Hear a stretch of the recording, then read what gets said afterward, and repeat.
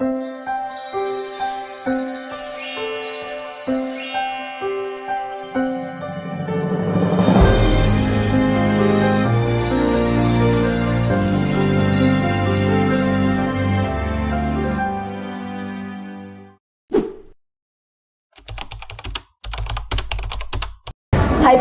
testing is a statistical method that uses sample data to determine if a hypothesis is supported by evidence. It's a systematic way to make decisions based on data rather than personal opinion. Types of hypothesis testing. First, we have the null and alternative hypothesis. Second is the 112 and 212 test hypothesis. Third, we have parametric and non-parametric tests. Complex hypothesis, t-test, Bayesian, and ANOVA hypothesis. 7 steps of hypothesis testing. First, we need to state hypothesis. Formulate the null and the alternative hypothesis. Next is to identify the test statistics. Choose the appropriate test statistic and its probability distribution. Next, specify the significance level, choose a threshold for rejecting the null hypothesis. Fourth, state the decision rule. Decide how to accept or reject the hypothesis. Fifth is to collect data. Collect a random sample of being analyzed.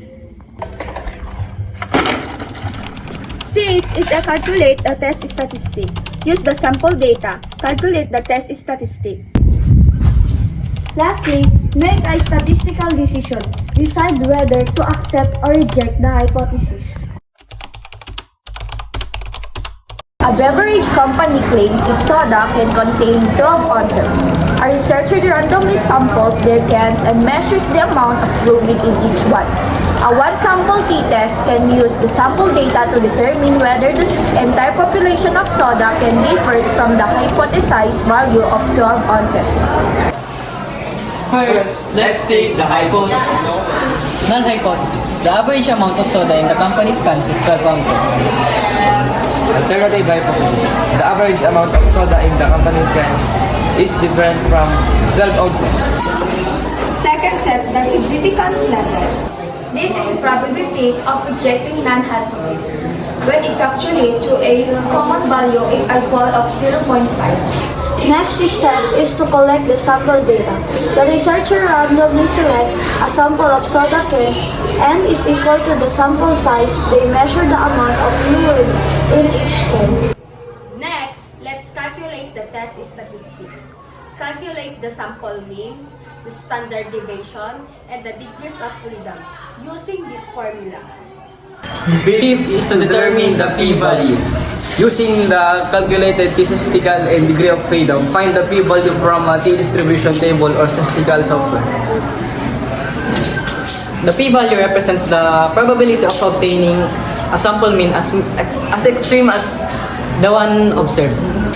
Next, let's make a decision. If p-value significance level reject the null hypothesis, there is enough evidence to include the average amount of soda in the company cans is different from 12 ounces. If p-value is greater than or equal to significance level, do not reject the null hypothesis. There is not enough evidence. Include that average amount of soda in the company's cans is different from 12 ounces. Interpret the result. Clearly state the conclusion based on the decision made in step 6. Consider the practical significance of the results even if the null hypothesis is rejected. A small differences between the sample mean and 12 ounce might not be practically important. Let's say the researcher finds sample mean is equal to 11.8 ounces, sample standard deviation is equal to 0.2 ounces, sample size is equal to 30, and the p-value is equal to 0.03. Since the p-value is less than the significance level, the researcher would reject the null hypothesis. They would conclude that there is enough evidence to suggest that the average amount of soda in the company's cans is different from 12 ounces.